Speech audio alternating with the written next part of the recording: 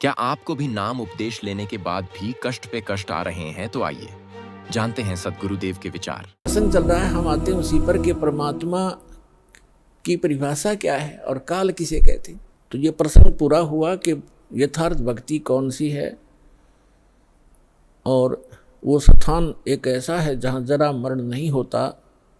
वहाँ जाने के बाद प्राणी फिर लौटकर कभी संसार में नहीं आते, और वहाँ जरा और मरण नहीं है, वृद्ध अवस्था और मृत्यु नहीं है। और यहाँ दोनों डेफिनेट है।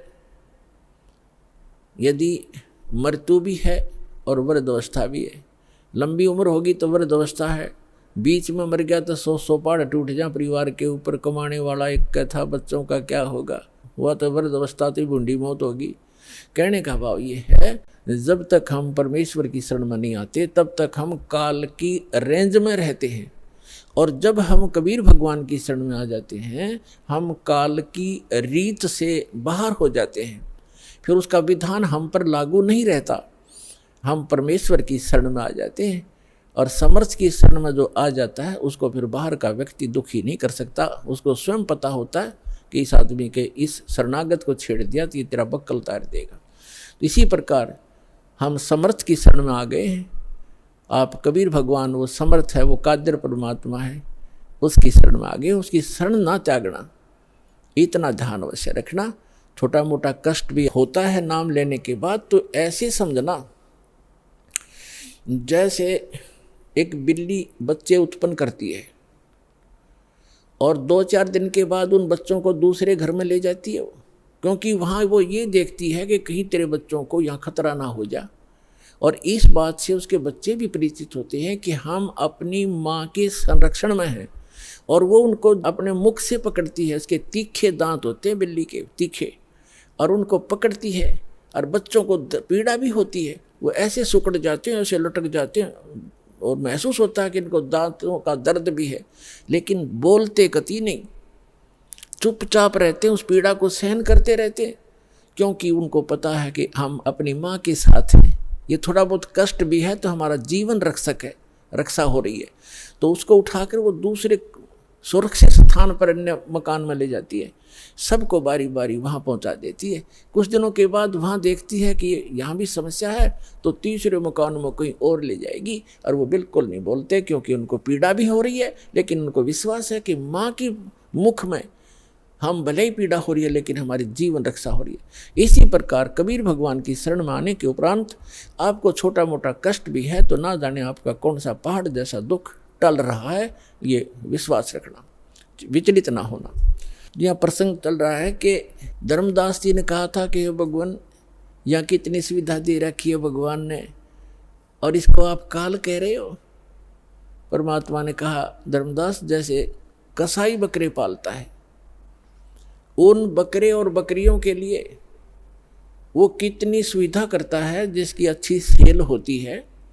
एक बहुत बड़ा चरागाह बनाता है, उसको हायर करता है या मोल लेता है, और उसके अंदर शेड डालता है, झोंपड़ी डालता है बकरों को गर्मी और सर्दी से बचाने के लिए। उसमें जगह जगह तालाब बनाता है, छोटी छोटी तलैया सी, उनको पानी से भर कर रखता है, उनके लिए घास फूस वहाँ व्यवस्था कराता है।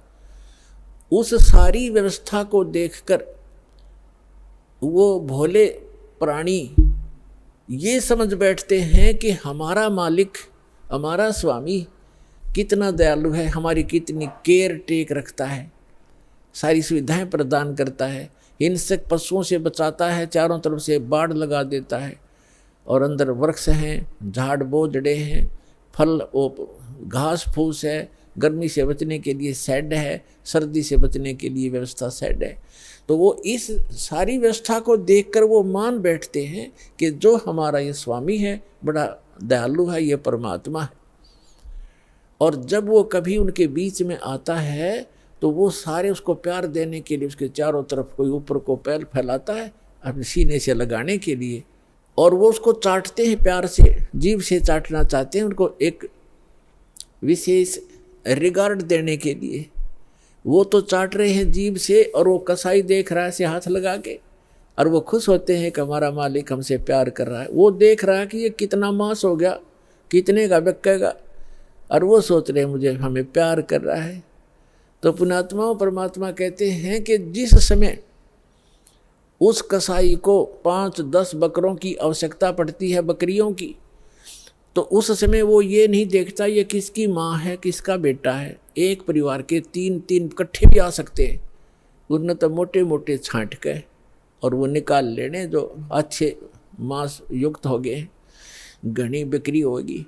तो उस समय उन बकरों को भी पता होता है, ऐसे भागते ही इधर उधर दौड़ जाते, उनको मालूम है कि कहीं इनको खतरे के स्थान पर ले जा रहा है, इतना उनकी आत्मा में आभास होता है।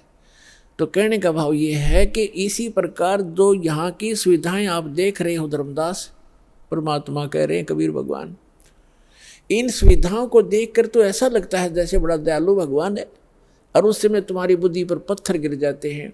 किसी का बेटा मर गया, किसी की बेटी मर गई, एक परिवार के 3-3, 4-4 सदस्य मर जाते हैं।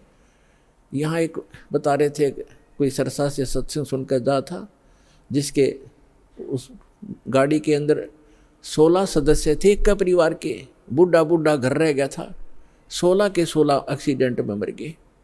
बताओ पुण्यात्मा, और उनकी कार और कोठियाँ और बड़े बड़े सारी व्यवस्थाएं थी, कुल नाश हो गया उसका।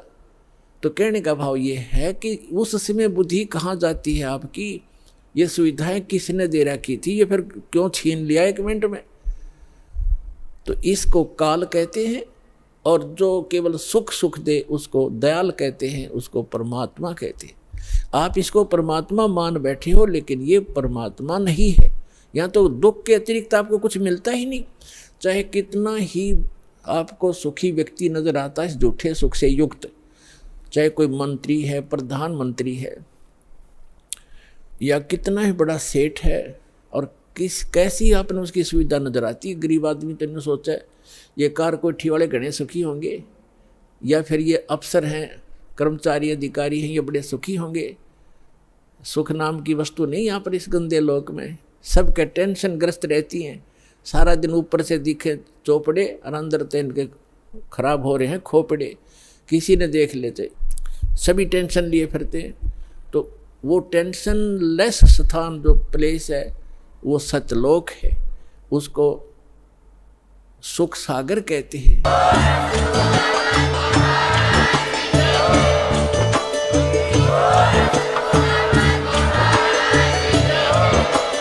आप सुन रहे थे जगत गुरु तत्वदर्शी संत रामपाल जी महाराज जी के मंगल प्रवचन। अधिक जानकारी के लिए विजिट कीजिए हमारी वेबसाइट www.jagatgururampalji.org। संत रामपाल जी महाराज जी के शुभ आशीर्वाद से पूरे विश्व भर में 500 से भी ज्यादा नाम दीक्षा केंद्र हैं, जिन पर संत रामपाल जी महाराज जी द्वारा ऑनलाइन निशुल्क नाम दीक्षा दी जा रही है। अपने नजदीकी नाम दीक्षा केंद्र का पता करने के लिए संपर्क करें 8222880541।